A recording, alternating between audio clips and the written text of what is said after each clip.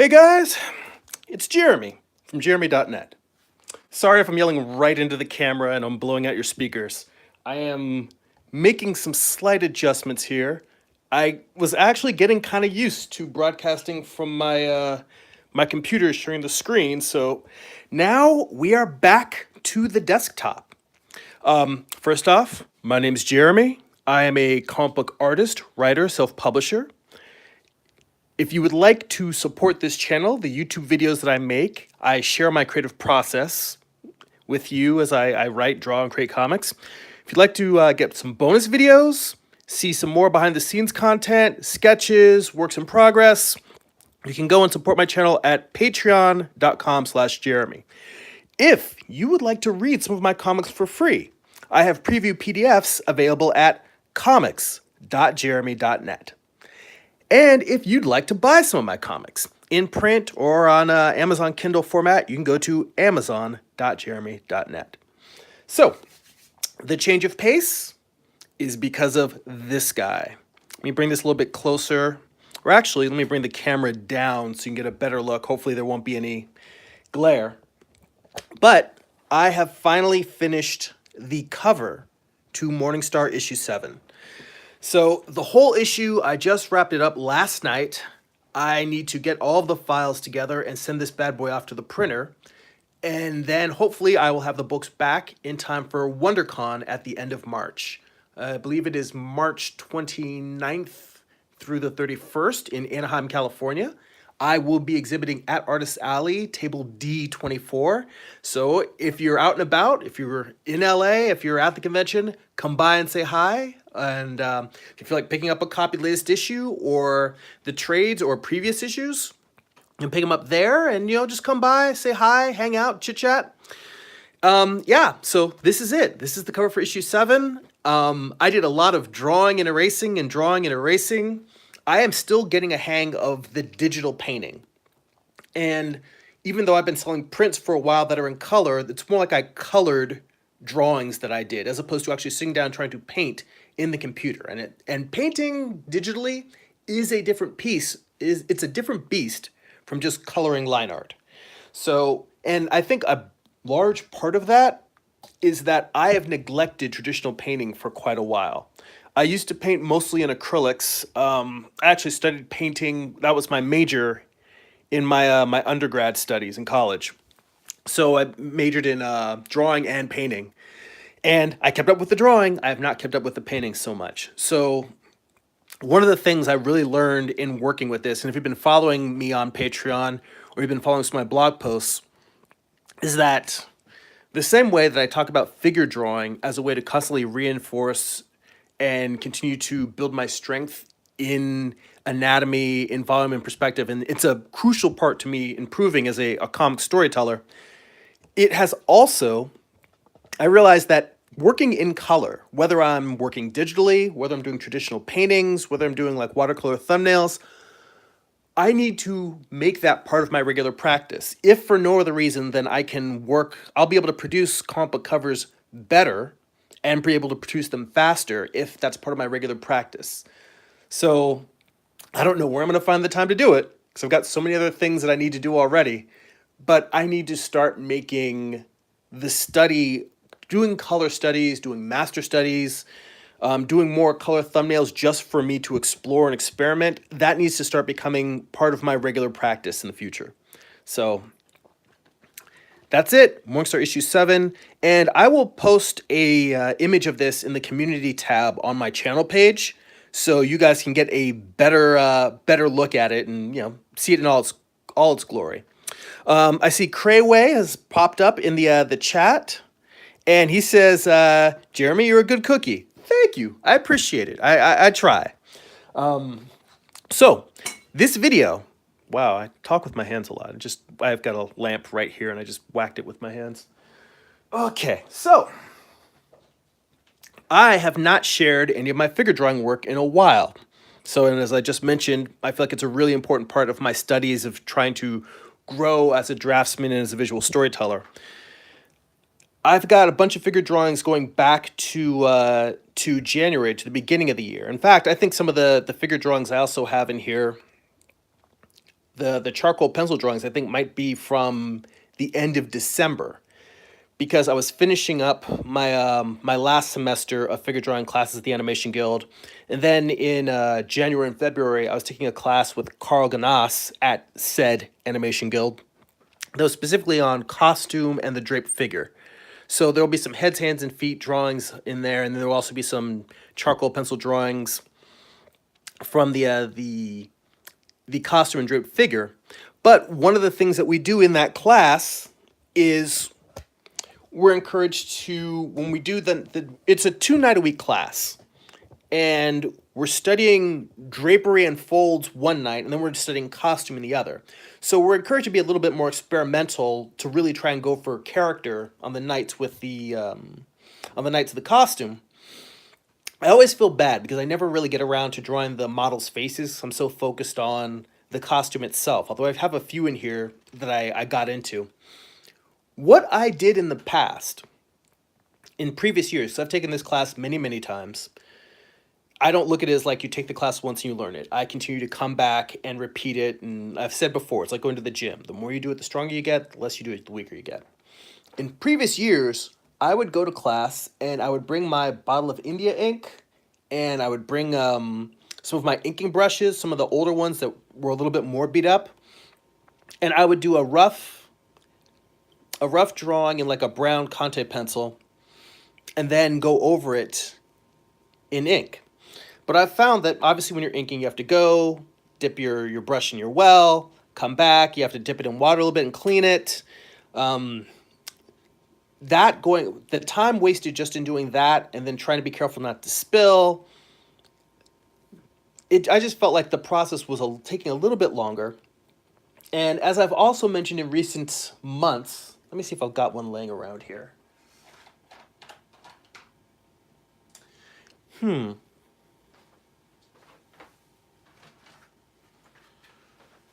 I don't have one that's filled with ink, but oh, I see Amaris is in the chat. Hey, thanks for stopping by. We're going through some figure drawings. So in recent months, I've been using Pentel Aqua brushes more and more. And all they are, generally, they are meant for water. Their original purpose is for watercolor. Uh, Amaris, we just started. I see she said I made it on time. Yeah, I just started. So thank you for showing up. Glad you made it. So these are usually, predominantly, they were made for watercolor artists. You fill it with water, and then you simply squeeze the brush a little bit to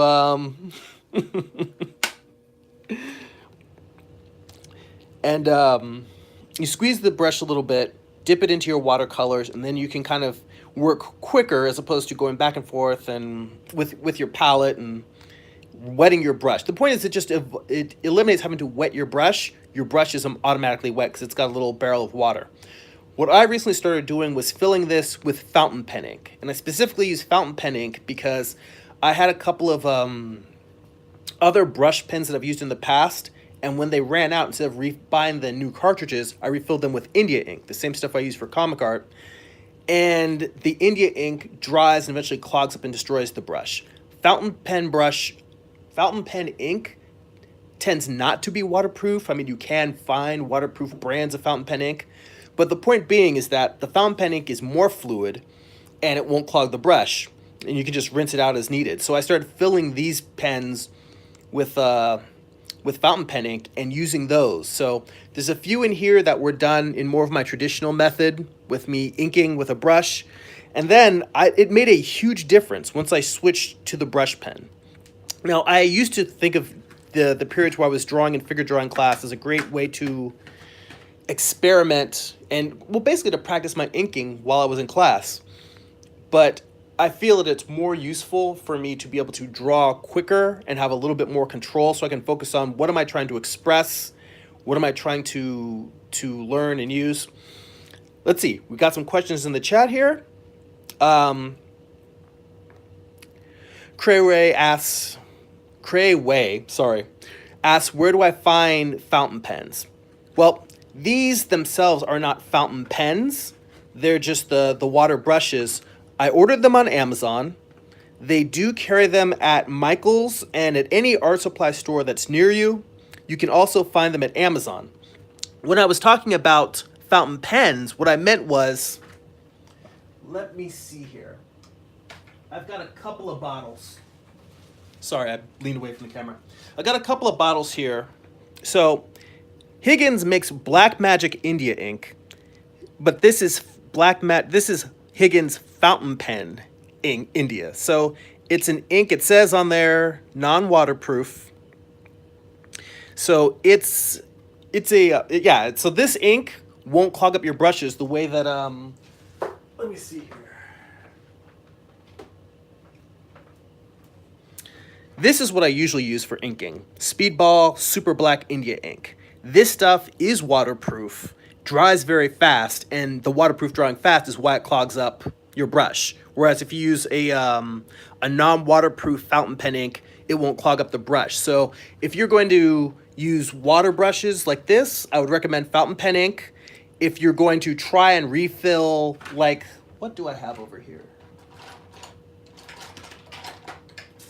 For instance, if you were going to try and refill, let me bring this really close. I don't know if you can see it, but Pentel Pocket Brush. If you've seen any of these guys, so dark. Let me see. Yeah, if you've used a Pentel Pocket Brush and you've tried to refill this guy, if you try to refill it with India ink, you will kill it. So don't do that. Couple more questions I see. Yeah, the Pentel brush that I just dropped back in here disappeared. So this guy, I wonder if this is one that I tried to refill and I killed it. No, this one's working okay. No, actually, no, this is one that I tried to refill and then I eventually, I kind of ruined it and then I emptied it, cleaned it out, and filled it back up with fountain pen ink. So it's kind of working again now. But I really like these particular brush pens. Let me see if I unscrew the bottle here. So basically this thing, if you take it apart, kind of like a, let me move this, see if I can get a little bit more light on here. All right. So with this guy, basically kind of like if you've ever used a repeatograph or a refillable technical pen, you can take this little barrel off, and if you get a syringe, you can squirt fountain pen ink into it and just refill this little piece that comes off. And then you've got a refillable brush pen. So, but I also like using these as well. Now, I saw a question of, do I ever dilute the ink? Let me see, who was that? Emmeline. Yes, Emmeline asked, do I dilute? As a matter of fact, I have, I've bought 2 sets of actually, I've bought 3 sets of 3-packs like this. One that I keep with my figure drawing gear, one that I keep in sort of like a mobile drawing set. I don't know where the one I'm missing here is, but then I keep a couple laying around the studio. The set that I keep in my drawing gear just for work that I carry around with me, I actually will write on blue tape on them. I'll put 100% ink, and then I'll put one that's 50%. So it's diluted, half water, half ink. And then I've got one that I just put like 0.5 ml because that's the amount that's on the syringe that I use to refill it. Like I just put in basically just like a few drops kind of at the bottom.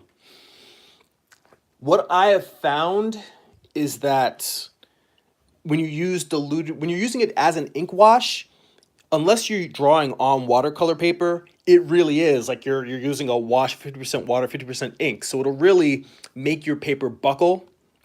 What I'm considering trying is seeing if I can find,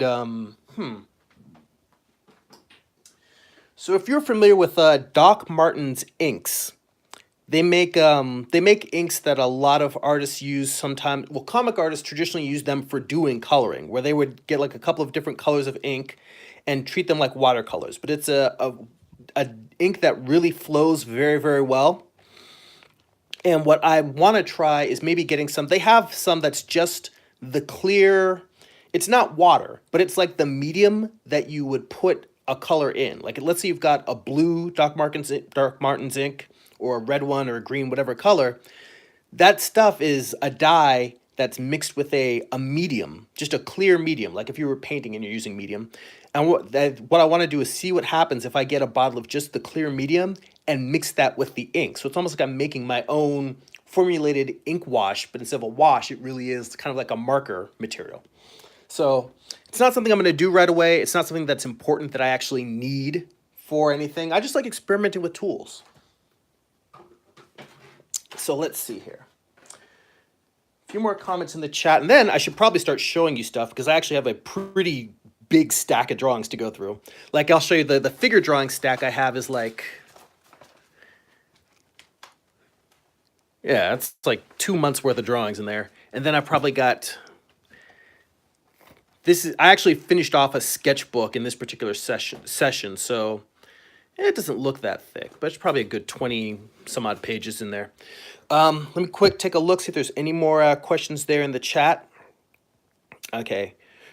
Crayway says, that looks like a great pen. I usually use Pentel pens. Yeah, I've been pretty happy with Pentel lately. Emmeline says, Stationary Island do a great set as well. 4 aqua brushes, excellent brushes. I will look into them. I hadn't heard of Stationary Island. I'll check that out. And Crayway also says that Doc Martens is really good ink.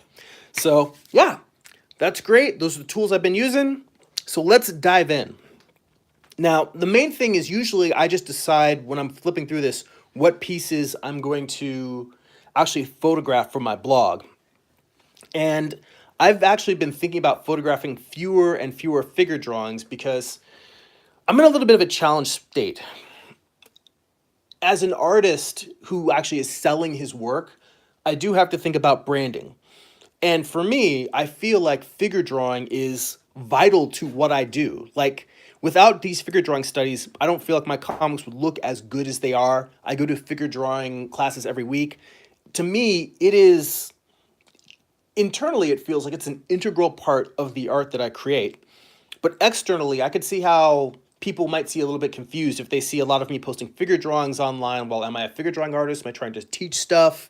Am I an anatomy guy? Or am I a comic book guy? So I'm wondering whether I need to dial back on how much figure drawing stuff I have, or if I just haven't figured out a proper way to express how important or the way that figure drawing interconnects with my comic book work. So that said, let's start with these ink drawings. Now this one, for me, I'm getting a bit pickier, and it's really just a matter of whether they really say something that I think is expressive or captures or displays something that I either couldn't do before or I really like. So I don't think I'm going to photograph this one for the blog. I mean, he kind of, without the face, obviously the model had a face, but it kind of feels like the Question from DC. This one I like. It's got a little bit more, well, it just feels a little bit more finished. So I think maybe this one I will put in the blog. I think that's really the question of how I will decide which ones do and don't go in the blog, is how finished do they feel, or how well are they drawn?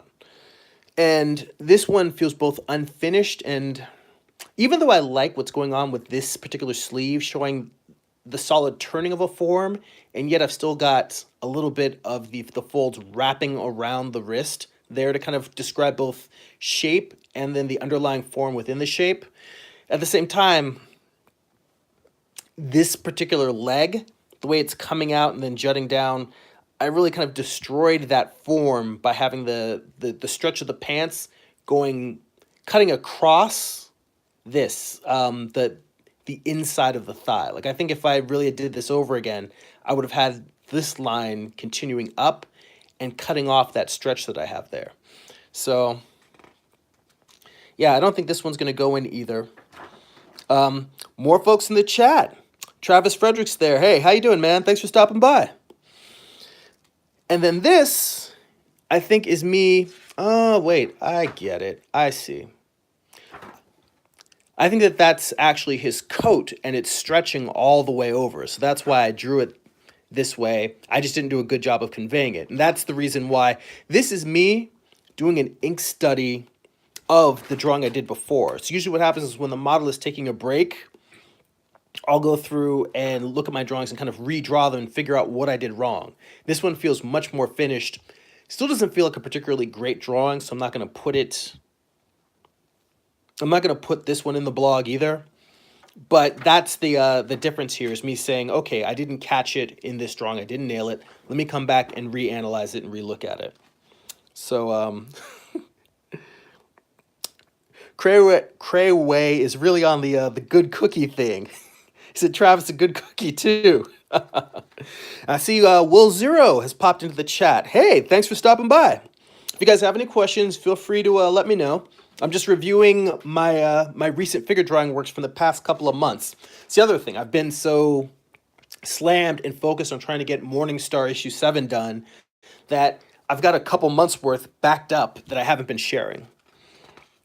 See, I don't think there's anything really special about this one. This is just me doing a little bit of figure study. I think this one's from a different night, different model.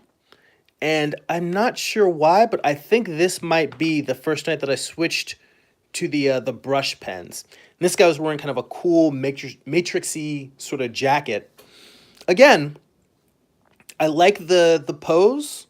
I like what the model's doing, but I think I just have so many figure drawings saved up that I haven't posted yet that I'm getting pickier. So this might be something that I might share in a sketchbook or like a collection that's specifically of figure drawings. But in terms of putting it on my blog, I don't think I necessarily need to put that one there.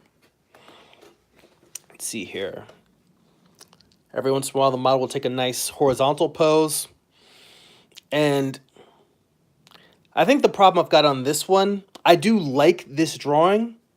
I like the pose. I don't like my execution of it. The fact that I kind of went back and forth in terms of how I'm handling the fabric wrapping around the elbow, then, but I kind of change up the way that I'm treating it when I'm drawing the sleeve as it's sort of crumpling up as it gets down towards the wrist. Like just the fact of having his hand bent like this, the fabric kind of goes down and it starts to stack up and zigzag going around as it's compressing, it gets to the bottom of his wrist. The fact that up here, I'm kind of treating it just like I'm drawing shadows and the white is kind of the negative space, where in here, I'm sort of outlining it. And the fact that I went back and forth in terms of how I was treating it feels like I didn't really do a good job execution-wise. This is one that I would probably redraw and do another study from. I was about to flip under there. I wouldn't be surprised if I had another study underneath there. And I completely butchered the foreshortening on this thigh coming at you and then going back in. So yeah, this one's out too. And I feel like I always have to say it whenever I'm going through my drawings and I'm being critical. This isn't me beating up on myself and saying, oh, I suck, because I don't think that that's beneficial to anyone. It's simply me making a critical analysis of places where I succeeded and failed so that I can be more aware of them when I do figure drawings in the future and when I'm doing my comic book work in the future. So the negative comments I have about my own work, I appreciate when you guys say, hey, you're awesome, don't be so hard on yourself. First off, I don't think I'm awesome. I think that I'm just an art student like the rest of you. That said, I am appreciative of the good things that you guys say about my work. I'm appreciative of the things you see that you like. My goal here is to think about what can I do better? So it's not about beating myself up or anyone beating themselves up. You always want to say, how can I take this to the next level? Because that's where that's where we're all trying to go. Travis says, love those ink studies. Thank you. I appreciate it. Crayway, I'm just going to call you Cray, because trying to say Crayway very quickly every time is killing me. So Cray says, how do you know where to place the shadows? I have a hard time with shading. I can give you a quick demo. Let's see here. I will draw it on the side of this because, again, this drawing, you know what? This one might actually go in the blog. For some reason, this drawing I like. It's not a great drawing, but I sort of like the way the fabric is folding around the sleeves here and it's crashing at the bottom. This leg is horrible, but I think I'll let that fly. So shading. All right, let's start with, I'm going to zoom in a little bit so you guys can see this better. Cray says that leg's beautiful. Thank you. All right. So let's say that you draw a very simple form, a cube.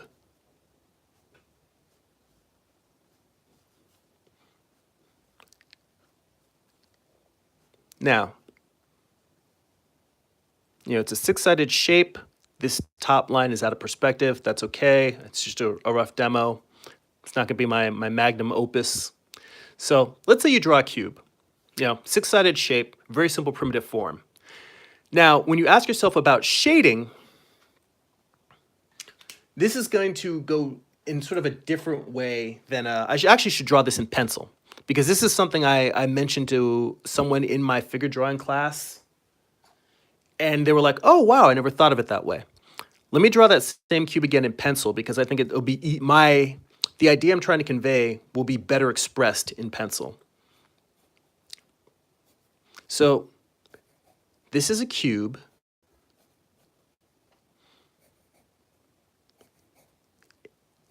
Drawn in lines. Now, try drawing a cube, and you guys should actually really try this at home, because I think it'll really change the way that you see form and volume. It'll make you understand how you make something feel like it really is a three-dimensional object. So my question is, how would you draw this without lines? You're like, what do you mean draw it without lines? It makes no sense. Draw it with tones. So even though there is sort of a light line that I'm going to use to describe this, overall, let's say I do the front plane, and instead of drawing the lines per se that make up the outline,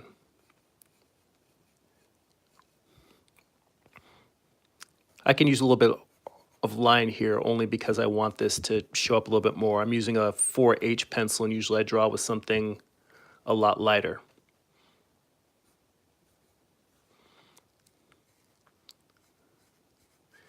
Then this side's a little bit lighter. Maybe this side is facing more light, and the first side I drew maybe is facing away from the light. Then this edge might be a little bit lighter than this, really faint. You can't even necessarily tell it from the background. So this is a cube in line. This is a cube in tone. So the shading literally is describing, it's telling you where the light's coming from. The light is coming from above and a little bit to the right, because this right side is also lit.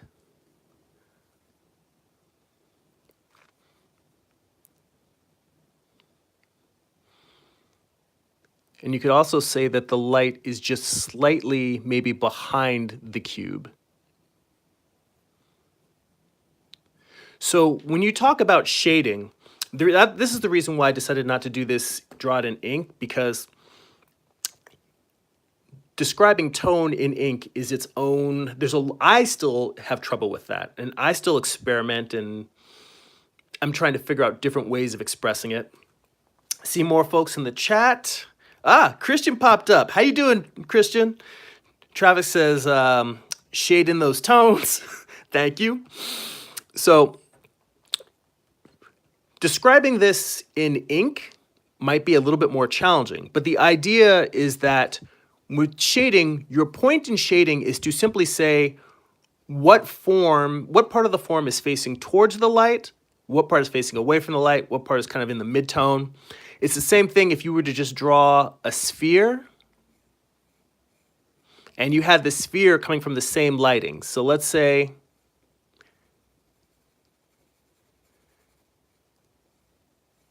you've got your mid-tone.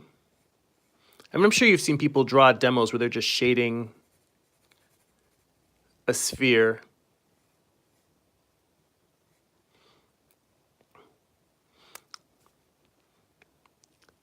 A little bit of core shadow.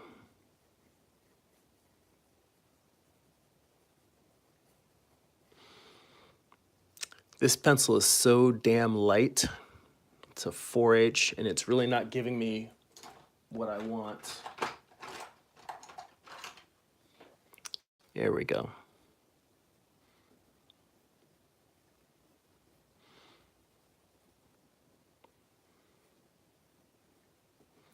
little bit of reflected light in there, so it's not necessarily as dark. And a little bit of cast shadow. Now in this case, because the light is more towards the front, maybe I've got that cast shadow going behind the form, behind the sphere.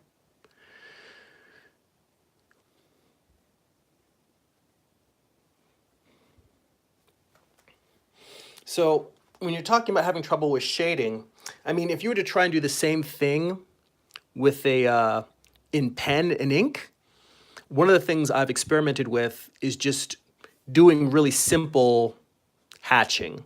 So not even cross hatching, because you can really get lost in the form with cross hatching. But let's say I do a form where one side is solid black,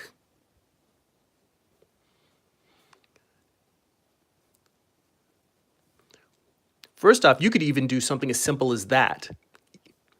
You could do it where it's just, hang on, it bugs me that that's out of perspective, which I think is a good thing. It means my sense of perspective is improving. It's one of the things I'm constantly trying to work on. You could do it where it's just one side is black, and that's how you know what side is facing away from the light. But then you don't necessarily know if there's a half tone on the other side. You could also do something with some very simple hatching.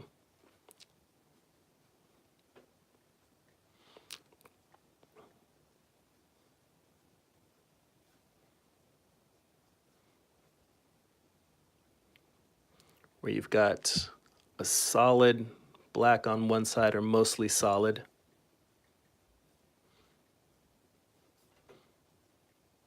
Then maybe you've just got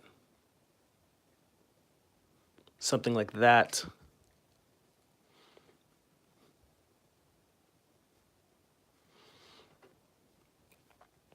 So you see, when you're talking about shading, you're talking about lighting.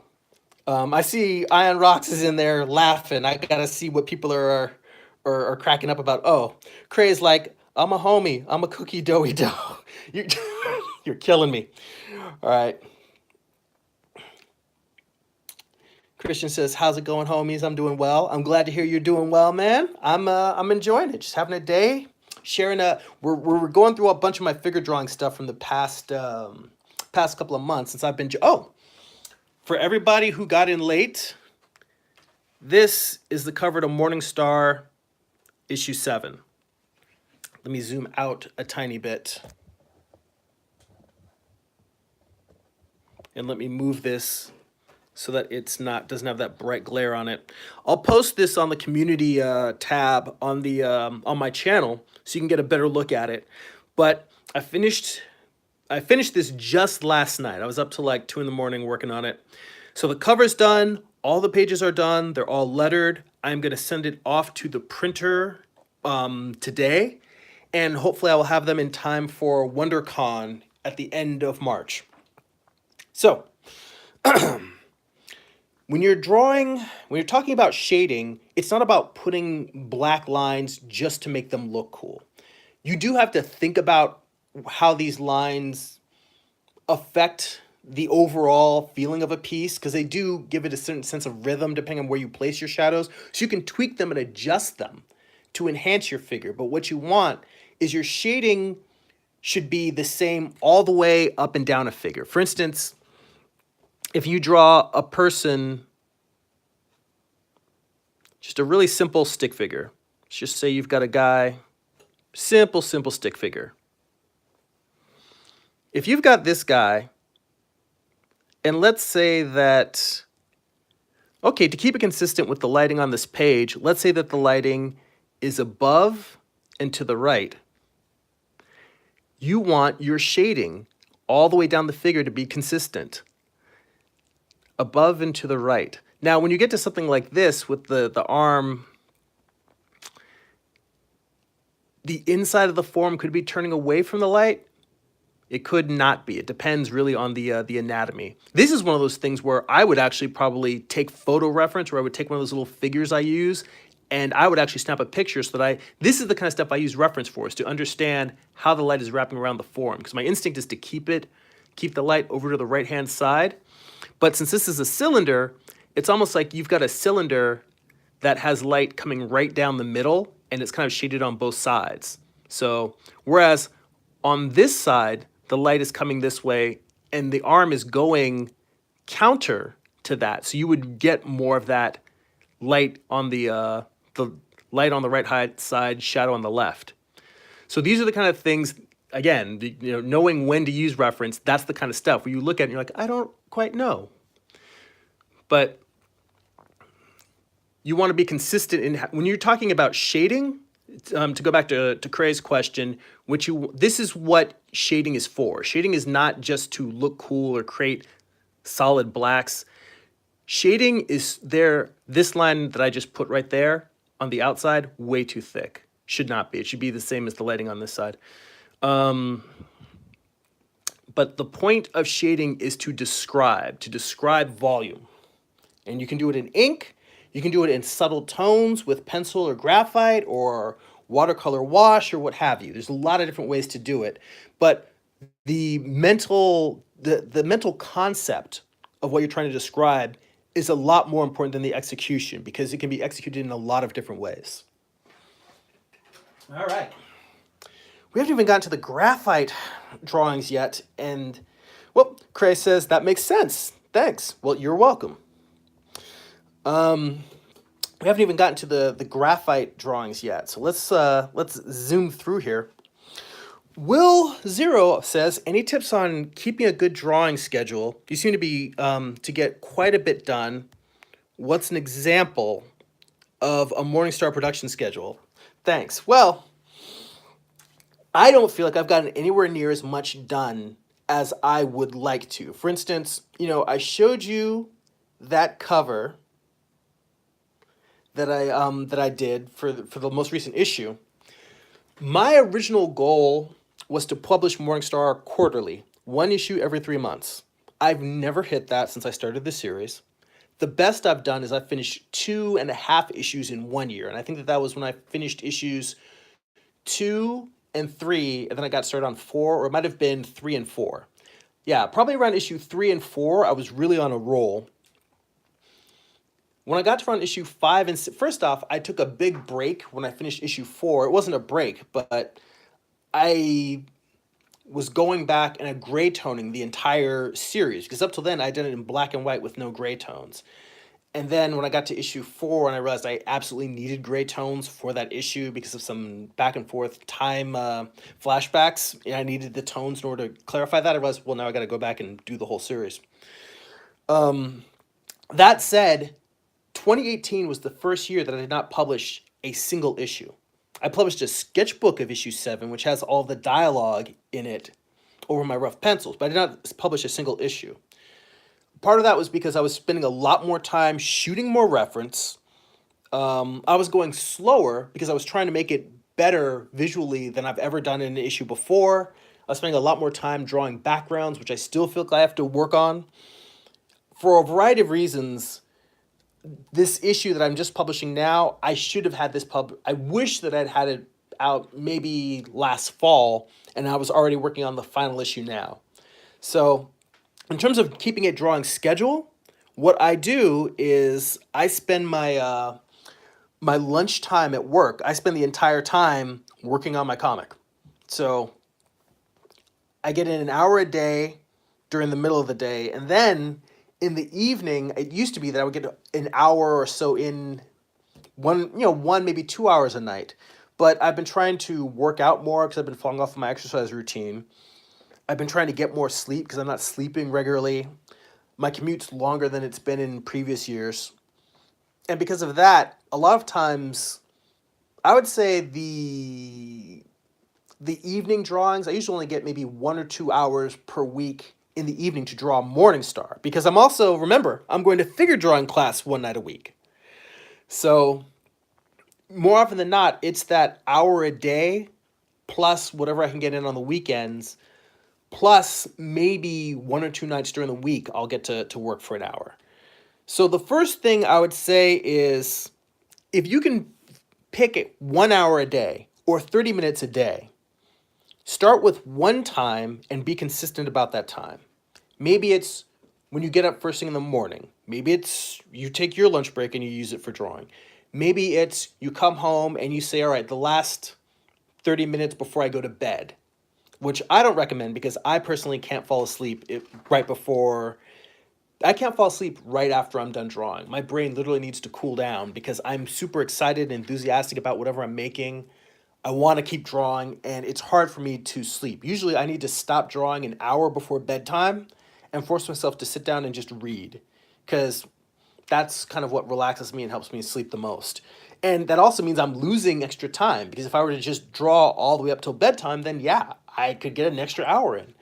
But I know what happens is I draw until midnight and then I toss and turn until 1 in the morning. And then I get up the next morning and I'm just super tired and out of it. So yeah, start with a daily routine. Maybe it's a half hour, maybe it's an hour. Commit to that. Do it 5 days a week. And that's your starting point. Once you can do that, then if you can expand that to an hour a day, then expand to an hour a day. Or if you can work 30 minutes at one time, then 30 minutes later on in the day in the evening, do that. I mean, I part of one of my whole process, like I've got sort of like my little mobile art studio in my bag, is I've trained myself one to be able to work anywhere. So I don't have any excuses to not draw. If I'm out hanging out with friends, well, like I have friends that get together for like, comic book buddies. We hang out, draw, have coffee. We do that once a month. I bring my pages and I work on my pages. If I'm visiting family and we're just hanging around chit chatting, I'll break out my stuff and I'll draw while we're talking. I don't have an excuse. And the other thing I've trained myself to do is to work in small chunks. I know for most of us, I'll keep flipping through here while we're talking. I'm actually happy with this one. This one I think is going to go in the blog. But here, sorry for the jarring camera move there. But Christian asks, where is WonderCon? WonderCon is in Anaheim, California, and it will be March 29th through the 31st. So you can go, yeah, I will be there. I'll be in Artist Alley D24. And I'll also post that in I'll post all that information on the community tab on my channel when I'm done here. So what was I saying? Oh, working in small chunks. We all would like to be able to sit down and say, oh, if only I had an hour, if only I had 2 hours or 3 hours to draw or write or work on my comic, I would actually be able to get stuff done.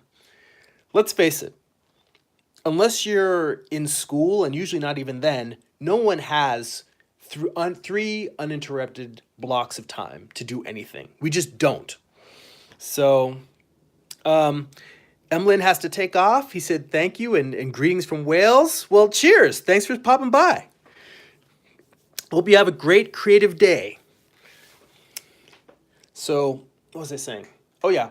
Working in chunks. None of us get 2 or 3 hours uninterrupted anymore. I know I sure don't. None of my other friends do. And I have forced myself to learn how to work if I only have 30 minutes, then I'm able to pop out my art gear and get it all set up in less than 5, and then I've got 25 minutes to draw. And the reason why is because I might end up, if I waited until I had 1 or 2 hours to draw, then I'd probably only draw 2 days a week. Whereas if I can sit down and say, all right, I only have 30 minutes today, but I'm going to do those 30 minutes every day, that means by the end of the week, just doing that alone will get me 2.5 hours worth of drawing in. And if I'm able to get a large uninterrupted chunk later on, then I'll use that chunk. That's great. Then I'll just throw that on top of the other 2.5 hours, and I'm like, great, I got 4.5 hours of work of drawing in, almost 5 hours this week. That's fantastic. But if you wait until you have the amount of time that you want, you won't get anything done. I think that you do get better work when you have long periods of uninterrupted time. You should continue to seek those, but don't let the lack of uninterrupted time stop you from creating. Okay, So this one, definitely at this point I was using the brush pen, and this feels like probably one of the more finished drawings that I've gotten in class. I was able to get, the volume of the shorts, a little bit of the perspective. Part of this, I mean, you can see the arm that's in here was me spending more time working on the underdrawing and then really just speeding through the inking. This is almost like me doing speed inking comic work. Let's see here. This one, yeah, I'm pretty happy with too. It was kind of like he was costumed as sort of a funny Steve Irwin / Indiana Jones kind of guy. Kind of Indiana Jones meets Mr. Bean. Yeah, I noticed that some nights I get in a flow when I've got a batch of drawings that are going well. Kind of the same way that I'll have nights where everything is crap. And I think that the night that we had this model, I really got a good sense. I was able to use the folds to kind of turn the figure, having lines that were going away from us in space in the upper arm, then coming towards us in the forearm. So yeah, I think so far all of these I definitely want to use in the blog. I mean, even though the hands are sort of unfinished and they're kind of just lumps there, I'm still getting the basic forms and structure in there. So same with this one. And I think these poses, let me adjust the camera a little bit more. I think these were all probably like 8-minute drawings from the model, which 8 minutes is not a lot of time to do a pencil underdrawing and then ink on top of that. So, which again, the reason why all the models are faceless, which I always feel kind of bad about because we have great models, and I feel like the problem is if I start drawing their faces, I'm really going to, lose myself in just working on the portrait and forget about the fact that I'm supposed to be doing the costume and the gesture. Now, this one I don't like so much, and this was the same model, same night, but I don't really feel like I got. This costume had a lot more of twisting and wrapping and loose forms, which I think it's important to draw things that are difficult to draw, and this was difficult to draw, but because I don't feel like I really necessarily nailed it, although the foreshortening on this knee is decent, a lot of it on this one I don't think was great. Let's see, Will Zero says, thanks for the insight. You're very welcome. May I ask where you take your figure drawing classes? And no, I don't think you're being distracting at all. He asked, apologies if I'm being distracting. The whole reason for having a chat here is to talk with you guys as I'm reviewing this work. So ask as many questions as you want. I think that I'm already getting the feeling that this live stream is going to go long because usually I only run for an hour. But the fact that I'm still going through the ink drawings, I haven't gotten to the graphite, we're probably going to go maybe another 30 minutes. I'll try to pick up the pace more. But I take classes at the Animation Guild in Burbank. There's a lot of great instructors there. Mark McDonald teaches gesture drawing, and I think he's got a couple of other classes besides that. John Messer teaches perspective, and I've also taken his class on environmental drawing, which is sort of like it's a combination of perspective with landscape as well. The Animation Guild is basically, they're the guild offices for people that work in the animation industry. That's why it's in Burbank. It's close to all the studios. But they also have classes they're available to the public, even if you're not an animator, but guild members get first crack at it, and I think they also have a discounted rate for them. So it's a great place to go for studying figure drawing. They also have a computer lab there. If you're interested in getting into animation and learning 3D animation, they have classes for that. There's another instructor there, Alex Topete, who teaches actual traditional animation. I'm going to study with him. I haven't taken his class, but everyone I know who has speaks very highly of it. In terms of comments, back to the comments. Christian says, when I took this class, I only started faces when I had over 20 minutes and over.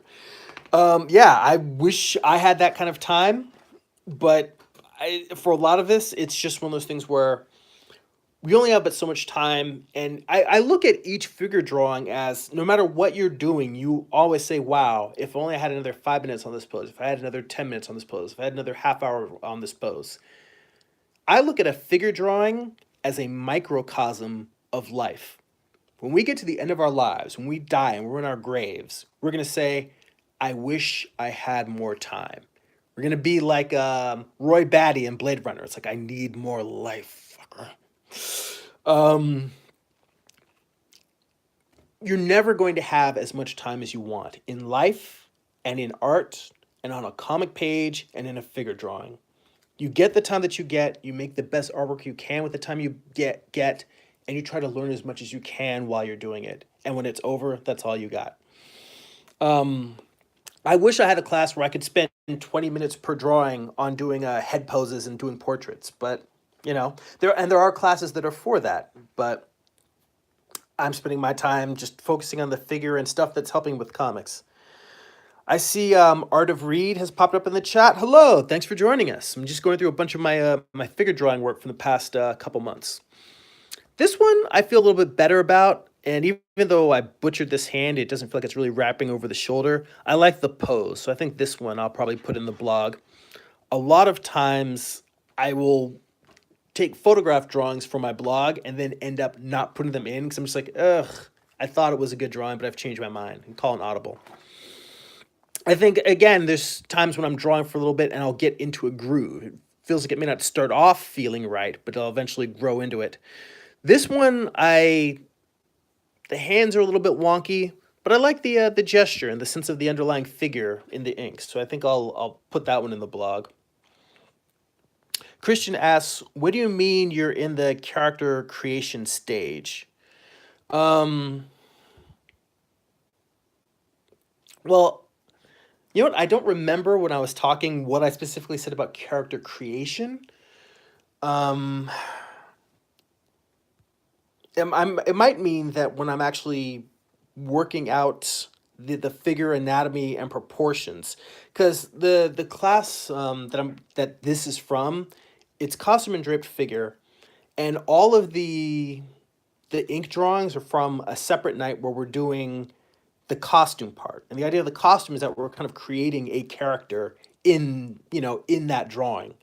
So I'm less concerned about drawing a portrait and making it look like a person, them all being faceless, and it's not that I want to leave their faces out. I don't have enough time to get to their faces. But creating a sense of a personality, like if you could create a sense of what this person is, even without seeing their face, you've created a character. So that might be what I meant, but to be honest, I'm just freestyling up here. Sometimes I'm talking and I don't remember what I said seconds ago. So I think if that doesn't make sense, ask further questions. I'll see if I can remember or, get back to what it was that I said and kind of clarify it. But I think that's the closest answer I've got. Um, and this one I actually got the face in, but yeah, this one is definitely more character. And again, this is another one that I'm pretty happy with. Just the fact that I was able to get in the shadow on the knees connecting with the ground and then the feet going behind. I do tend to favor being more wanting to photograph drawings that feel more complete. If it's incomplete drawing, if it's really rough, unfinished sketch, like say this piece, then usually it's more of if I captured something that I didn't know I could do. If I was able to maybe capture a piece of drapery or a piece of anatomy, turning in an angle that I didn't know how to describe before. If it's a drawing where I actually learned something and figured something out, then those are the unfinished drawings that I'll post. But in terms of, in general, like this one, not going in. It's just an unfinished drawing. I just, didn't get it. And that happens sometimes. It happens more often than not. I would say that even though there's a lot that I showed that I do want to put in my blog, generally speaking, on any given night, if I do like 10 to 20 drawings, it's probably usually only 5 that I would say are really any good. More often, and again, that's not being self-critical, it's being analytic and coming back and being able to say, all right, well, what's good about this? What's bad about this? How can I make my work better? Christian says, this makes me want to start a faceless gesture series in one of my smaller sketchbooks. Well, believe me, if I had the time, I would draw their faces. And I've tried to, as you'll see in this one, I really made a concerted effort because all of the drawings were faceless in that previous batch. On this particular night, I really tried to capture the face in all of these. And to be honest, what it is when I'm drawing it, I try to save the face until I finish the point of the class, which is getting the costume and the gesture. And if I can do all of that and then have time to get the face, then I will. Or sometimes if a model has a face that is very helps sell the gesture and the character, then I will put that in because it tells more of the story. The story of the pose, that is. There's something about this face that I don't quite like. Like, I think that I just put these eyes in here. I think what I meant is not that these look like thick eyebrows, but for them to be the eye sockets. But when I look at this now, it looks like I just drew some thick-ass eyebrows. So that bothers me. This drawing is on the chopping block. I don't know for sure if I'll put it in the blog or not. It's not a horrible drawing. It's not a great drawing. It feels like the lower legs are way too stubby for the upper body. And to be honest, looking at this, yeah, they're a little too stubby, but it also looks like the upper legs are probably a little bit too long. So, yeah, looking at that, just those things alone kind of bother me. Christian says, I actually really like that they do have faces. I can imagine my own characters or people I know on the gestures. Yeah, that's a nice thing about it. You can always go back and rework them. A lot of these, I realize I can come back and, as I've said before, I'll go back and restudy my drawings, whether they're ink drawings or pencil drawings. Or, oh no, you're saying you like that they don't have faces or gestures. But yeah, I can always come back and restudy, do extra drawings of these, change them, revise them. This one, yeah, there's no rhythm here. She's a great, elegant model. I've drawn her many times in classes before. Her name's Rachel Billett. She does figure drawing a lot of places all over LA. And I just didn't do her justice in this pose. So that just, again, like I said, more often than not, I would say probably 50 to 70% of the drawings I do in figure drawing classes are fails, meaning that they don't come out as good drawings. But the point is not to do pretty drawings. The point is to learn. And I would say that I learn from my bad drawings. So, in a way, everyone's trying to figure out how to become a better artist. When you do a bad drawing, you can see the things that you need to work on, the things that you don't know. That's how you become a better artist. In a strange way, you become a better artist by making bad art, because then you can learn what you're bad at, and you can start building a strategy of how to get better. Some of those things are going to be stuff that teachers, instructors can tell you in class. Some of them are going to be things that you're just going to have to sit down with anatomy books, instructional books, just spend hours maybe in uninstructed workshops working on your own, just studying, experimenting, and analyzing the human form or whatever aspect of drawing you want. It's a wide variety. That one that I just passed, I'm not going to put that one in the blog either. This one I think I will. It's more solid, more description of the form. She's holding a little alien with long ears. The legs still feel a little bit out of proportion, but I'll allow it.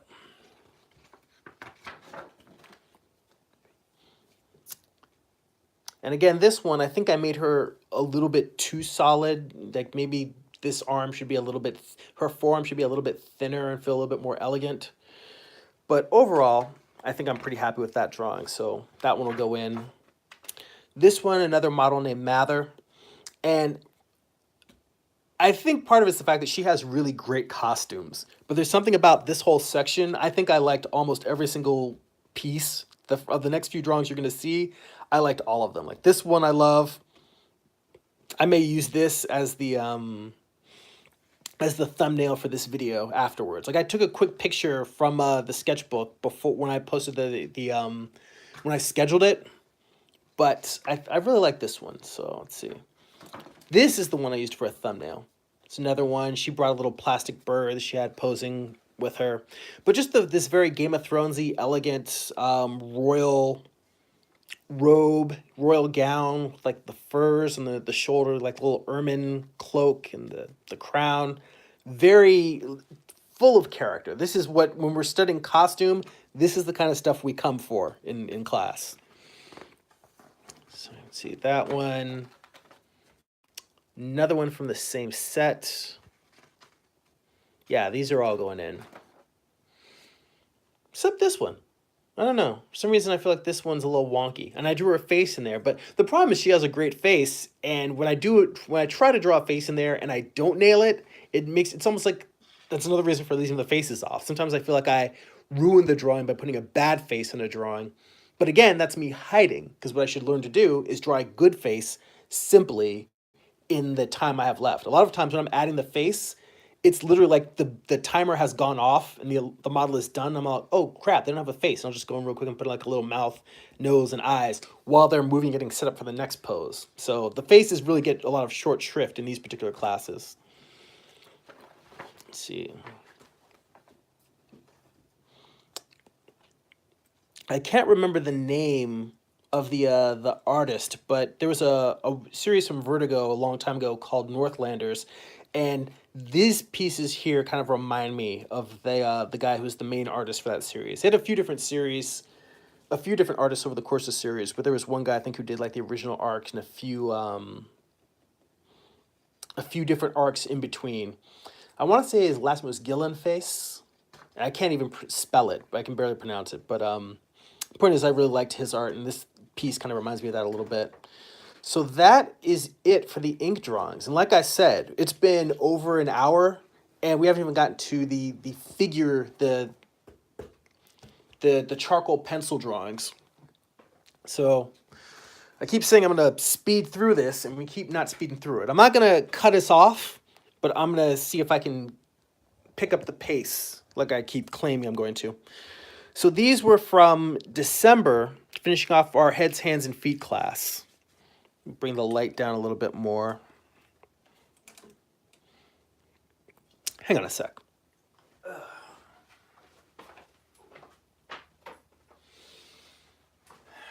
just turned a little extra light in the room. I don't know if it makes a difference or not. But yeah, this one's not bad. Need to pull a place to pile up the drawings I'm going to keep.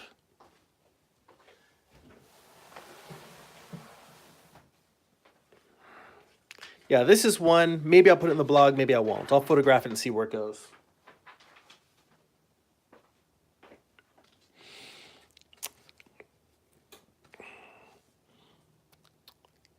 And then this one, you know, very simple. I don't think I really need necessarily, I'll probably crop out this drawing, that face that's up there, because that one, this is me trying to redraw that face, which was crap.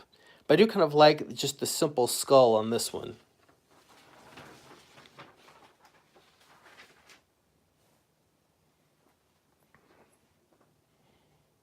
Let's see here. Again, this one's not bad. It's like, again, like the thing that I mentioned, out of any given session, like 5 drawings, if I do 5 drawings, one will be good. And, you know, I've got 5 on this page, and then this one, I won't even say that it's good, but I'll say that one is not a train wreck. So I feel like this one is probably the most successful of the bunch. On this page, I don't like any of these. I feel like these are all not... They're just not blog worthy. They don't really express anything that I was hoping for. I think I was doing studies out of Carl Ganas. He has a book on drawing heads, hands, and feet, and I was doing studies out of it during a break from the model.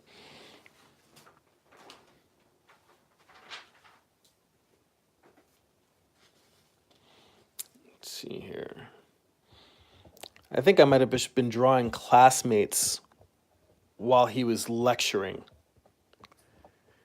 because I've got a variety of faces on here. Either that, or I might have been drawing out of the book during a break. Iron Rock says they are good. Well, thank you. I appreciate that. I don't know. This one's not bad. The rest of them, see, the ratio is holding still. Like out of a batch, a page of sketches, there will be one that I'm like, it's not bad.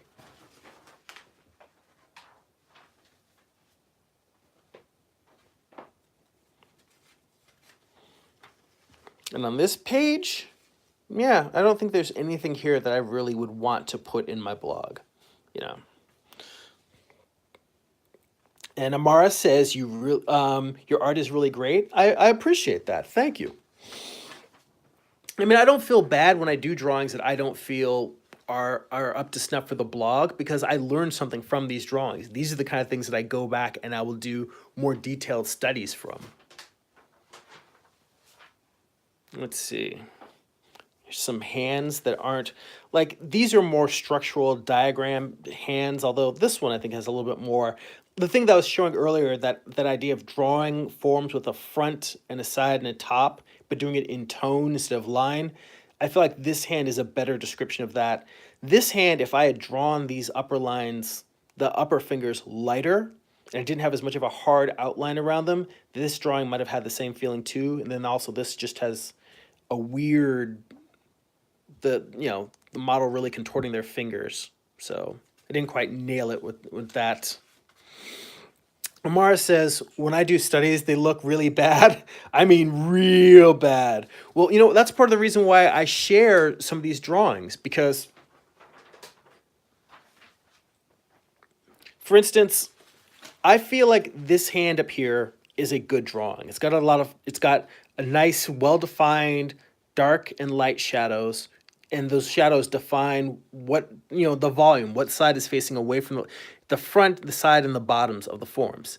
But then if you look at these two heads, like this one, you don't get a full sense of the skull. It's almost like it just sort of disappears once it goes over the nose. And even if the far eye socket is hidden by the nose, there should be some indication of a sense of the form completely studied. And then this chin is just floating out here. There's no sense of volume. Art of Reed says, ever try cartoon studies? I'm not sure what you mean. Please tell me more. I'll probably put this hand in the blog and not the rest. This was my homework from the costume and drapery class. The assignment was to hang a set of drapery and then light it from one angle and then light it from another angle. And what I did was I have a skeleton in my studio, and I took a sheet and I wrapped the sheet around the shoulders and then let it drape down. And then I lit it once from above, and then I lit it once from below, like kind of a horror lighting. And while it was an interesting experiment, I realized that I was trying to draw too much. This was too detailed. Really, what I needed was something simpler. What Carl Ganas usually recommends is simply just have a sheet and have it hung from one point higher than another, and then just let it sag in the middle, and then just drawing that from two different angles. This is just, there's too much going on. The sheet was very long, so there was a lot of places for it to wrap around the figure.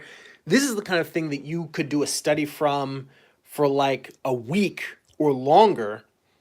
I mean, you could do a painting from that, like a still life. There was just so much going on, and then having the skull inside of it. Let me see if I have the other one here.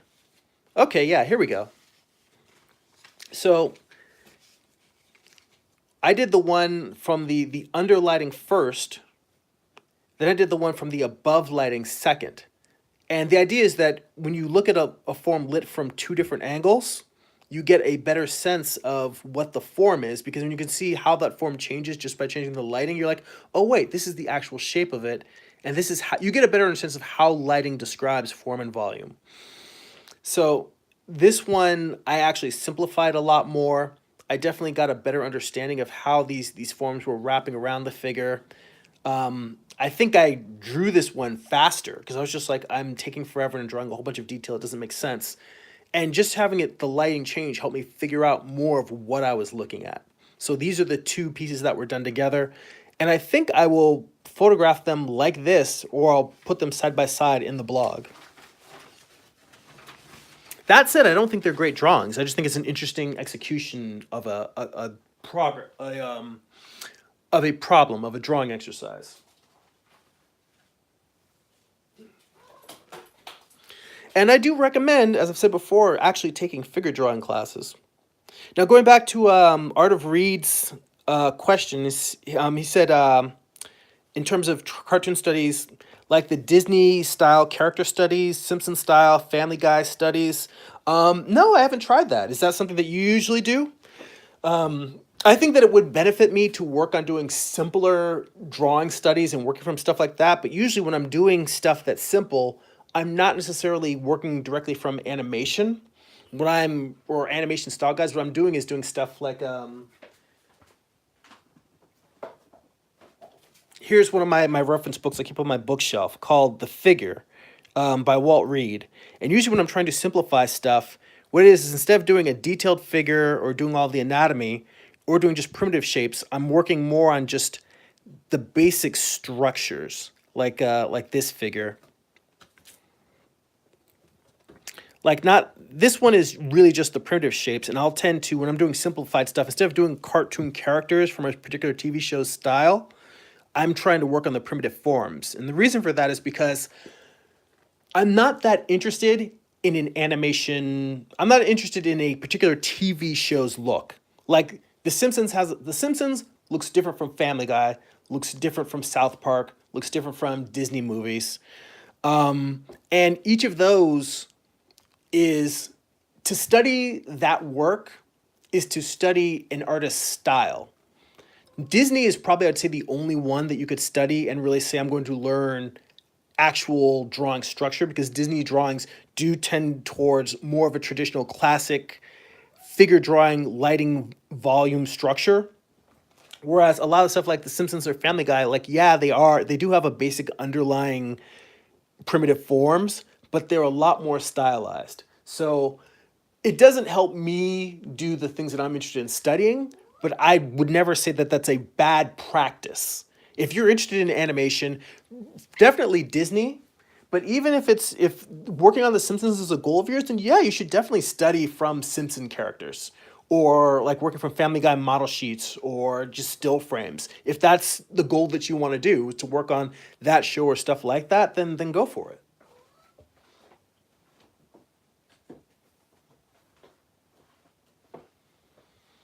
So let's see. Yeah, this one not going in the blog. Just not a great drawing.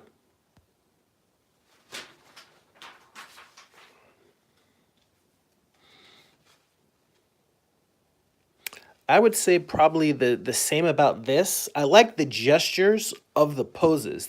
Actually, you know what? This particular one, as unfinished as this entire page is, these were all 5-minute drawings. So usually we start in the class with 5-minute drawings. Even though all of these are pretty unfinished, I like the I like the gesture of this one. So I think I may put this one in the blog. Let's see here. And this is just me doing studies of different types of folds. Let's see, more comments in the chat. Ion Rock says, I like your symmetry. Thank you. I try to, interestingly, again, I mean, it's hard for me to separate the stuff that I do naturally from stuff that I've learned from studying with Carl Ganas, because I've been studying with him for probably over a decade now. But one of the things he mentioned was, when you're drawing a page, not just put a character, plop them on a page, but if you've got multiple drawings, to try and interlock them in an interesting way. So trying to play with page design, which helps with comics, really. It's a compositional idea. Will Zero says, I do a ton of comic studies, but started by pausing VHS episodes of Chip 'n Dale Rescue Rangers. But my favorite today is Yo Yoshinari, A Little Witch, Academia, and Kill la Kill, which I have not. I have not watched Kill la Kill, but I've heard great things about it. These days, honestly, I watch very little TV, animation or otherwise. I just don't have enough hours in the day. And I guess if you're watching TV drawing from it, you're being productive. But for the most part, usually when I watch TV, it's like my wife and I will pick something, we'll have dinner together and spend a little time just enjoying being with each other before I go back to trying to do artwork in the evening. We've been watching reruns of Community. So That's what I've been watching. Let's see here. Yeah, this one I don't think really says much, and the anatomy is not great. So, oh, and this was also a day when I had an interesting change of mind about change of pace for how I was approaching the figure. I've got a cat on the floor standing on a pile of these. I do like this particular drawing, which is just me reanalyzing this drawing and redoing it. But one of the things I realized when when I'm in class, I frequently will do a drawing and I'm not happy with it. And I've been trying to figure out when I come back and do a study of this same drawing, I can draw it 10 times better than what the original drawing was. And what the question I keep asking is why is it that I can do this 5 minutes later after the model is done and I can't do it in the moment? And what I've recently started doing is switching from drawing a separate drawing on the side to instead, I just keep drawing on the original drawing, trying to fix it and improve. So that's a change that you're probably not going to see a ton of those except maybe at the end here, but it's something that I start doing moving forward in the future is instead of just doing something on the side, I'm just going to keep working on this until I can figure out how to fix the drawings in the moment. And the goal is that eventually I'm going to get better and better at fixing a drawing and not giving up on it. Because something like this, I'll draw one diagram and then another and another, and I'll fix some aspects of it and I'll, mess up others. And I kind of build my way towards improving these drawings.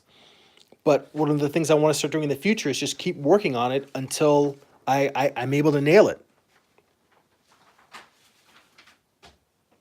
So instead of doing this drawing and then doing another one on the side saying, oh, wait, where did I mess up? I would just keep drawing and erasing and drawing and erasing until I can figure out what's wrong with this and fix it. These are not particularly bad drawings, but I don't think that they're particularly great either. So yeah, these will not go in the blog.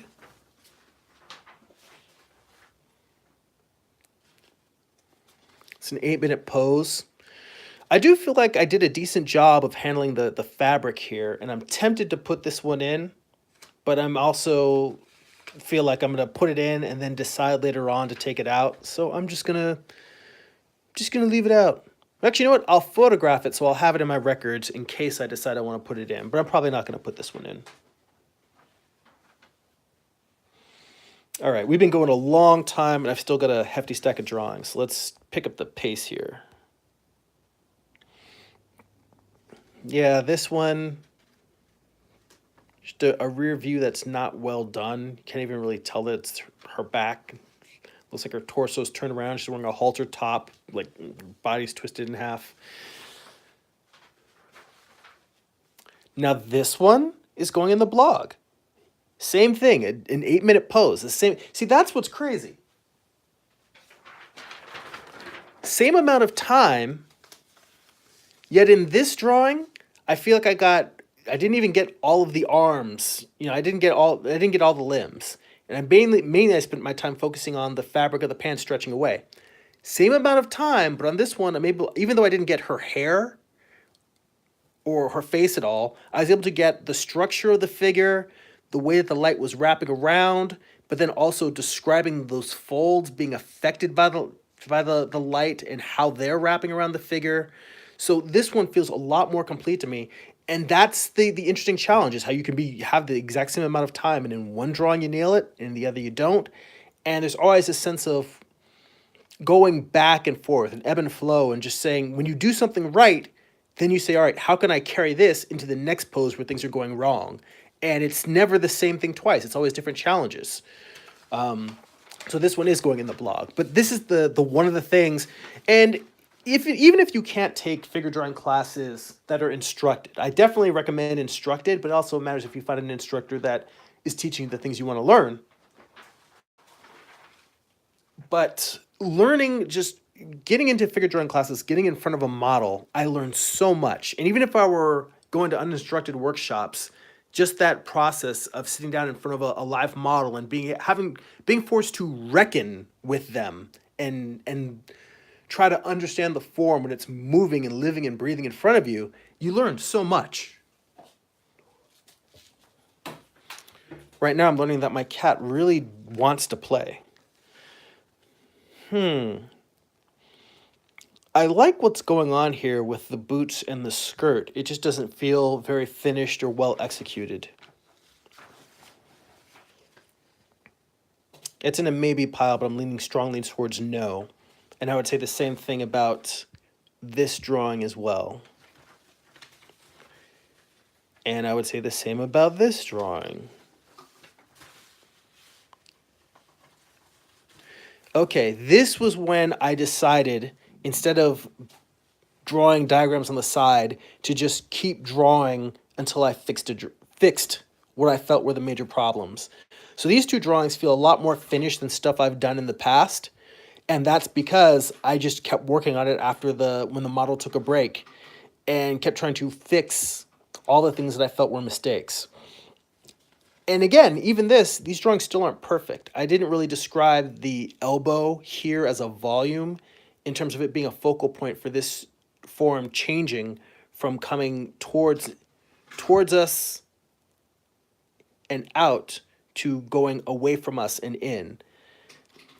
And then also, I didn't really describe the fact that it's not like she's very top heavy and those are her breasts hanging down. What that is the jacket has a tight waist, and then the inside of the jacket is sort of flaring out from her chest. Like her coat is sort of bunched up and it's twisting out. Like her torso is really much more in here where you see this highlight. But the thing is that these are things that I know because I drew it. These aren't things that I felt like I captured in the drawing. So even when I do a drawing, when I spend more time with it and I work through what I feel are the problems, there's still things that can be learned and improved from it. That said, I think I will put these in the blog.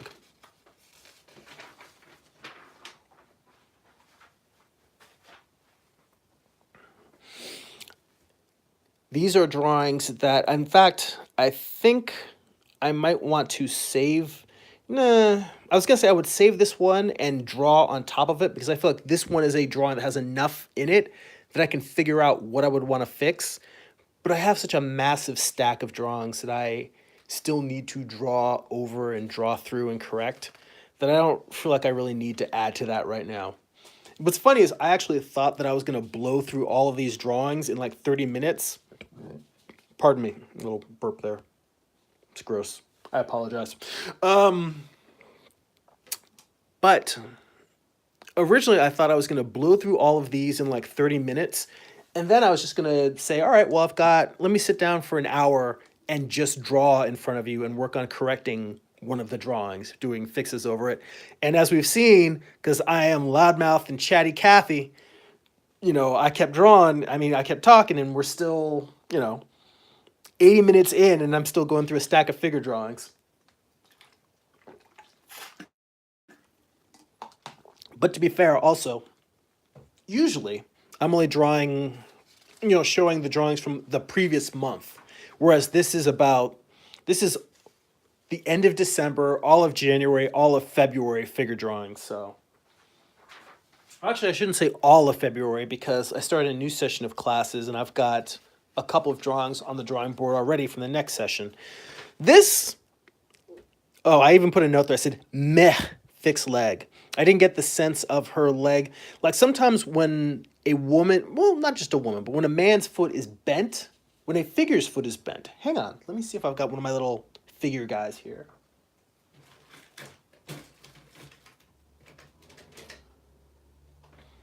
All right, here we go.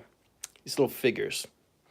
So a lot of times when you're looking at an actual model in real life and they straighten their foot, this line, even though there's a curve of the shin bone, this line becomes sort of an elegant, it almost looks like it's a singular line, even though there's a joint there. So instead of having a turn, there's a very beautiful, long, elegant line that goes all the way from, a curved line that goes all the way from knee to toe. And I felt like on this drawing, I didn't get that. And that's why I put meh fixed leg. Because that line, the model had it. What it was in front of me was elegant, and I didn't get that on the paper. So that's hence my little comment and notation there. That said, overall, I'm happy with how I described the volume and the folds wrapping around the thigh and the skirt going up into the jacket. So yeah, I'll put this one on the blog. Like I said, I do favor the more finished drawings.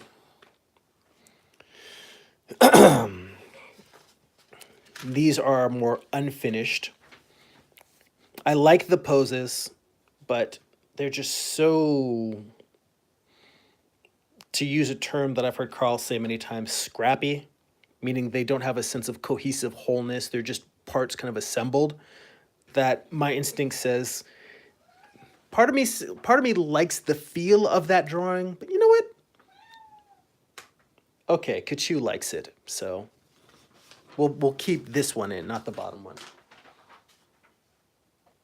God, these cats are such goddamn critics. Okay. Sometimes I'll see a drawing and I'll forget that I drew something and be like, I actually like this one. I wish that I had finished all the way through the lower the hips and the leg curved back and the one going out. But overall, I feel like I got a good sense of the pose and what again, this is from that costume and drapery class. The fact that I was able to get in what the fabric was doing in the waist and the sleeves, that to me was the main goal, and I'm happy. I feel like I got that. This one feels nice. This feels like I was attempting to do a poor man's Bouguereau, in terms of like, it feels like kind of a bucolic woman in a sundress type feel. I do like that. This drawing, meh, but it's all right.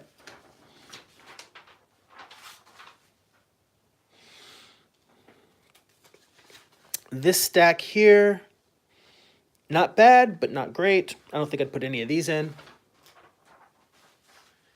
And I think like Amara said earlier, mentioning that, when she was doing studies that they didn't come out well, that's part of the thing. I feel comfortable sharing these things with you so you can see how many bad drawings I have to do in order to get to a good drawing. And how, like with some of the bad drawings, they may have one thing about them that's working, and then a different one will have a different thing that's working. And then, like, after 3 or 4 or 5 bad drawings, I'll somehow work out all of the pieces and say, oh, wait, and then I'll get one good drawing that has everything. And then the next drawing will also be good. And then the drawing after that, the model will give me a really challenging pose. And then all the things that I thought, oh, hey, I've kind of got it now, that all goes out the window because now I'm just having difficulty just drawing what she's doing or he is doing. So it's an ongoing challenge, and showing, some people say you should only show your best work. And it's not like this is stuff that, as it is, I'm showing you my curation process of what I'm going to put on my blog. But even that isn't necessarily what I would put in a drawing portfolio if that's what I were making. But I do find it interesting to kind of show how I go through and analyze the work that I've done. For some reason, I think I tried working with a larger charcoal stick on this couple of sessions. And I even made notes. I was using a soft stick, pit charcoal with detail on top. Yeah, the day that I ended up, there was a night where I took a charcoal stick and I kind of sharpened it to a cone-like shape that I had, that I usually use for figure drawing. And other than this one drawing, I felt like all of those were a train wreck. No, actually, this one I had switched to the pit charcoal, and this one was the best drawing. So I think I made these notes, so I'll remember to use pit charcoal if I'm gonna do a charcoal stick. But overall, I have found that what I usually use, which is a General's either 4B or 2B charcoal pencil, that's what works best for me. I think this one I used a Dick Blick. They just had like a artist charcoal set, and I used hey, God damn it! My cat is chewing on the ink sketchbook that I was showing you guys earlier. Come on, could you get off of there? These guys are ruthless. She's pissed off I'm not paying attention to her, and I'm paying attention to you guys. So I made notes of what material I was using so I could document the results. Again, this is one that I went through all of this only to say that other than the charcoal, the pit charcoal, I don't think I would be using any of these other materials.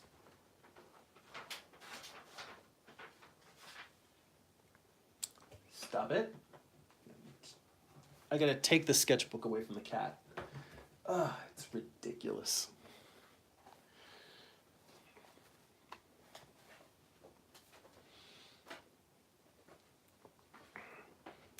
Can't believe my cat has a taste for sketchbooks, and she will gnaw on a sketchbook if I just leave it on a table. All right. Another one with the pit charcoal. This one is not bad, but it's not great. I don't feel the need to photograph it or put it in the blog. I mean, the pose is great. My execution of the pose is not.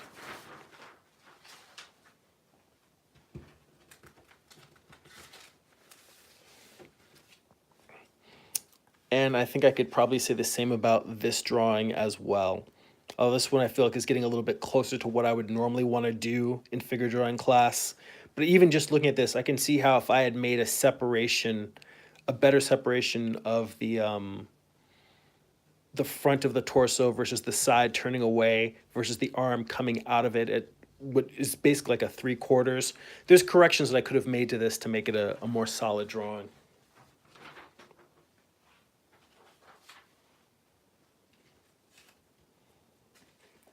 And this just randomly has notes of different materials that I tried out and used. And I think that I'm probably getting to the point where I'm just like, screw it, I'm sticking with charcoal pencil. Ugh. I don't know what was happening with this drawing. Everything about this drawing is wrong. This one's for you, Amaris.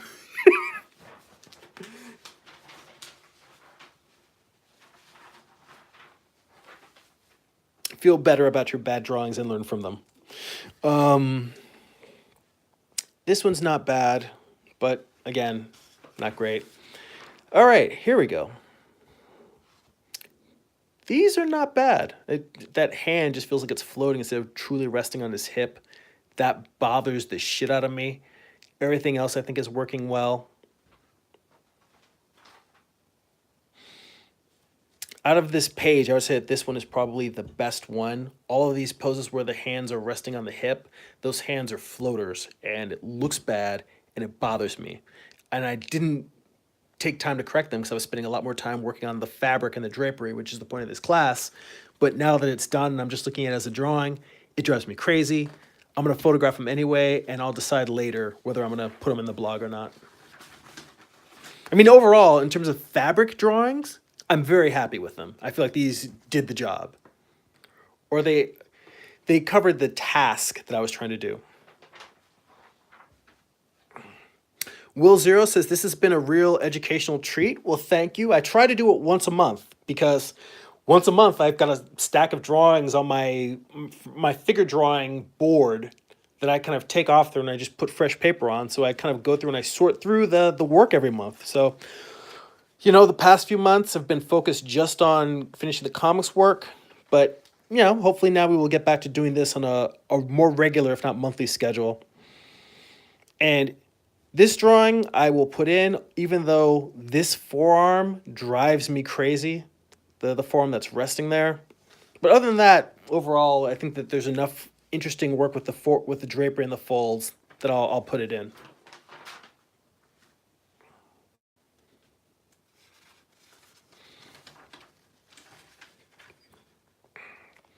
This one, I don't know. And because I don't know, I'm tempted to, well, because I mean, it does a good job in some places of describing the underlying anatomy, and there's places where it's just not saying anything. It's just marks just for the sake of marks. It doesn't feel like there's a cohesion of this this form, of this body. So it's not a bad drawing. It has good stuff in it. That's why I'm conflicted. But when I'm conflicted, I'm trying to lean myself more towards saying no and really sticking towards stuff that I feel specifically captures what I'm trying to capture. All right, we're getting closer to the end, and we are at over an hour and a half now. Yeah, this one, nothing special in that drawing. This one, Again, no face, and I didn't even get the all of the hands and feet. But I feel like this is the point of the class that I was taking into. Well, also again, this elbow is floating instead of really resting on that thigh.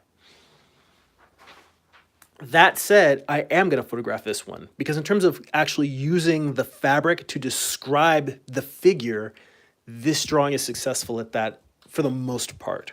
And that's the point of the class. It's the point of the drawing. That's why I'm going to put it in.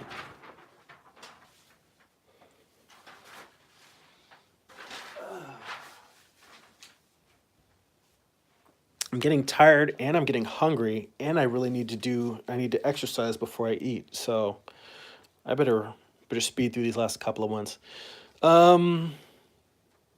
This is not bad, but again, just sort of I think if I did a better job of describing these the side of the side of the figure, the way the fabric was wrapping around there, I would probably say even though this is mostly unfinished, it'd be a good description of drapery, but because it isn't that, and because this shoulder is just floating, that's the big thing. It's when stuff is floating, when stuff isn't really feeling solid and connected and the figure doesn't feel all like one, those are the things about drawing some all, oh yeah, I fell down on the job on that one.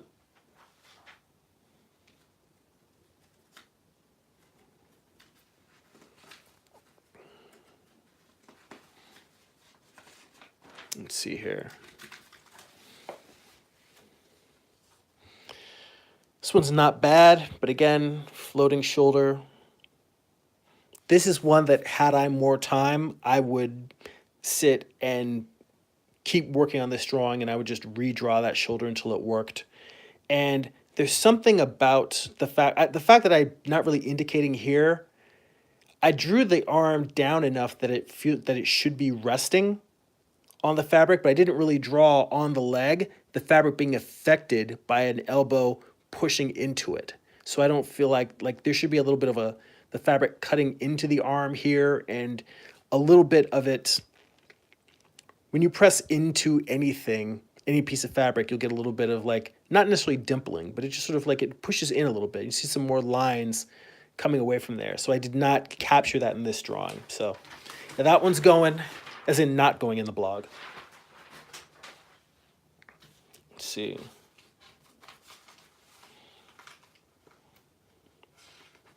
These are all decent, mostly studies of sleeves or pant legs.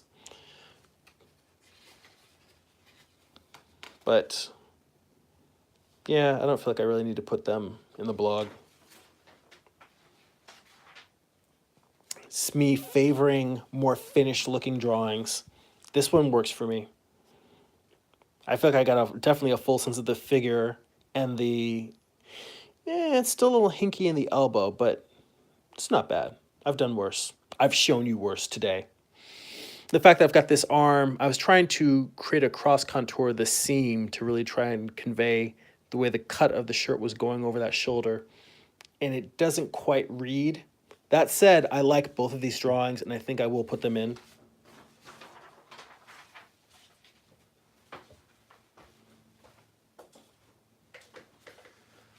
Okay, getting close here. I like this one with the sweatshirt. Not this one, but I like this one. I'll put that one in.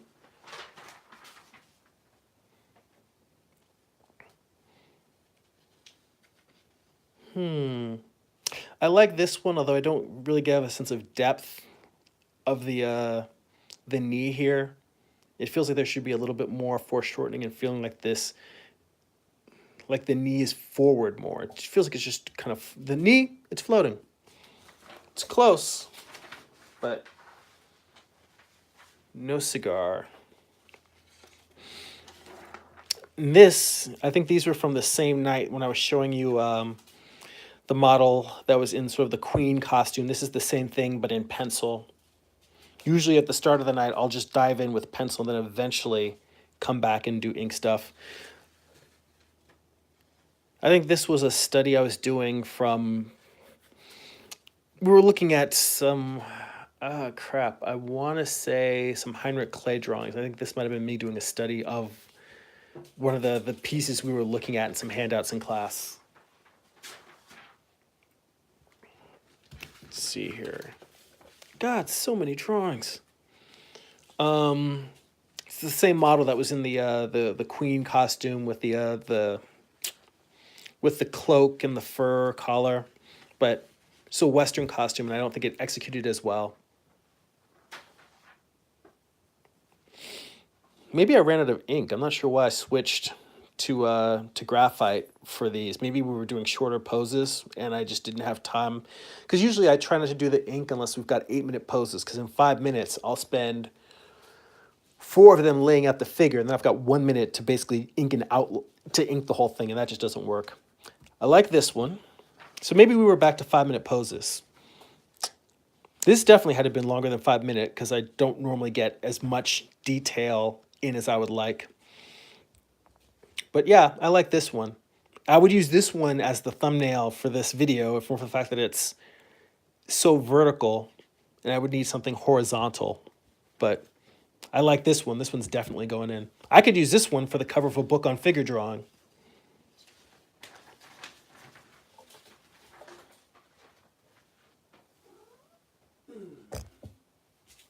Sorry, bumped the camera there.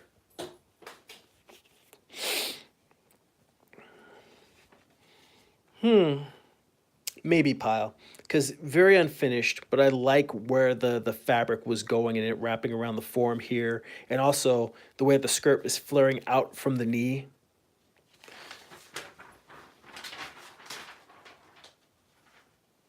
That's one of those where I feel like I learned something from that drawing, even though the drawing unto itself is not great. This one feels very finished, but it doesn't feel very good. Not a sense of volume, no sense of weight of the leg resting, the arm resting on the leg. Yeah, this one just feels wonky.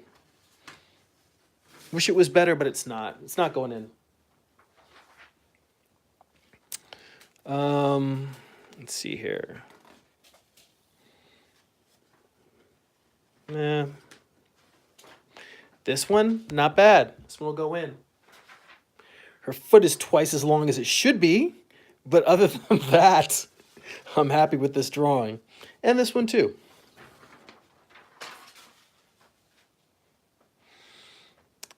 This one, very long, very elegant, but structurally, it doesn't feel very solid. So, no.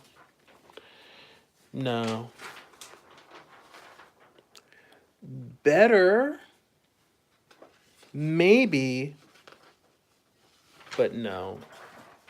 Now see, this one, see, that's what's interesting.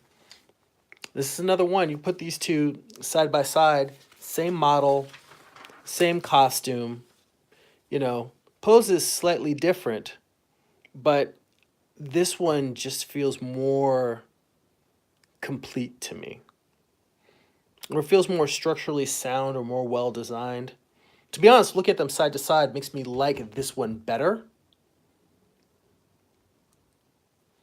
But yeah, this could be possible. I'm just being too hard on it. Very possible. You know what? Screw it. I think I will. I'll put the book. Oh. All right, now this one, and I actually even got more face in there. This one really works for me.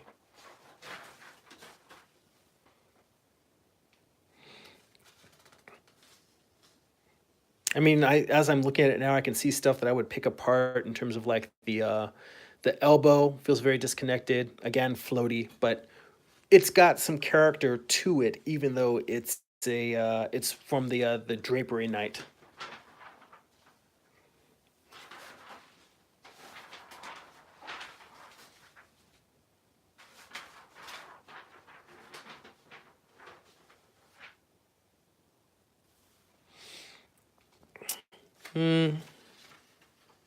Not bad, but no.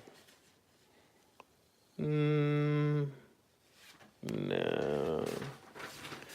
Now this one,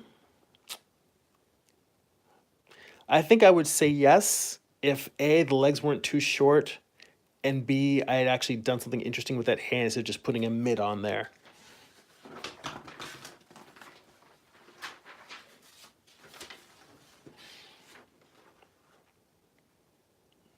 No.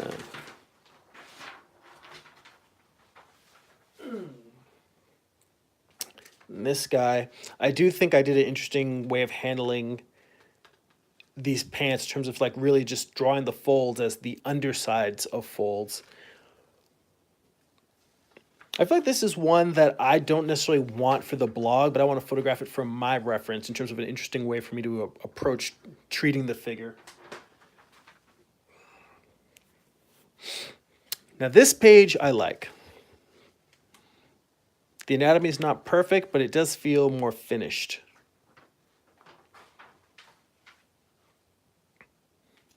And I like the pose that I got on this one, even though I feel like it completely falls apart on the lower half of the figure.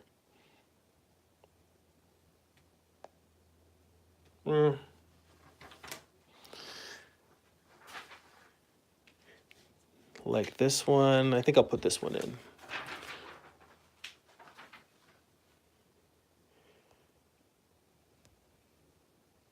Okay, I see Des Lascelle asks, do you have a hard time doing certain fabrics? Leather is difficult because I have to leave space for the reflective material. And the thing about it is that it's really easy to get into stylizing instead of properly describing things. Like just putting a bright highlight and speckles of light might make it look leather-ish, but you didn't really describe what the form is doing. I find that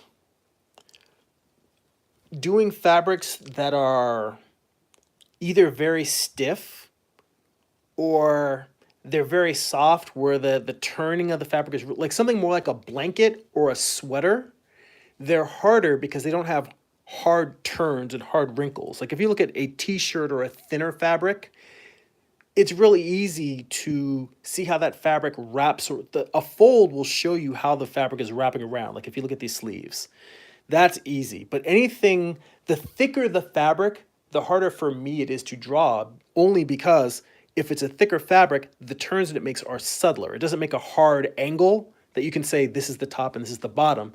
So it's like when you're drawing a bunch of very rounded forms together, it's hard to keep them from blurring into a lump that's indistinct. So yeah, thicker fabrics in general and leather are more challenging for me. Let's see. I do like this one, kind of. It's there's something about this. The fact that I don't even really know what's going on here. I mean, it looks like it's just a hip with a skirt, but it's, you know, hanging off the back of the stool. It doesn't quite feel like that, though. I think this is one that I was going to say I'm tempted to photograph just for me and not for the blog, because there are things about that I do like and I want to see, but I don't necessarily think it's something I need to post and share with people. So you guys are probably the only ones who are going to see it.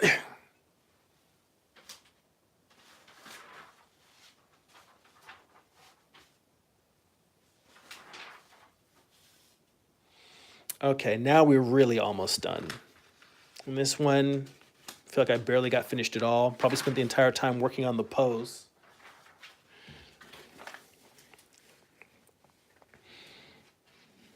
This one I think was a light sweatshirt she was wearing. And I do like the way I described the sleeves in here. I think maybe I'll put that one in. I wish that I had, had time to get the legs in, but that happens sometimes. And this one, very simple, and I got the silhouette of it. And actually, that's a good thing that I should remember in classes. If I know I'm only going to get part of the body, then maybe I'll just get the silhouette, which becomes very graphic designy. But getting that silhouette in will at least give it a sense of feeling completed. I probably should have done that. And I'm going to try and remember that in future classes.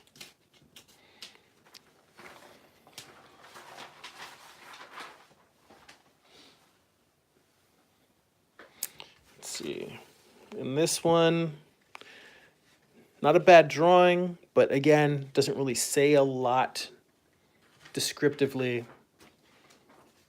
This one says a little bit more. I do like it more. Yeah, sure. It's got moxie. Sometimes a drawing has moxie. This one wanted to have moxie, but it doesn't.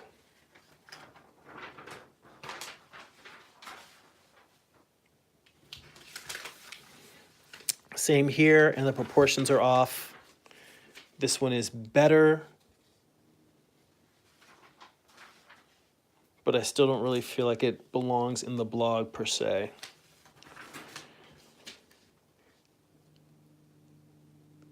And this one I would probably put in if I had handled the way that the fabric is twisting in the back, then stretching up her arm, and if I had done the hand better, then I would say, oh yeah, but you know, there's just things in here that I fell down on that I didn't quite hit the mark.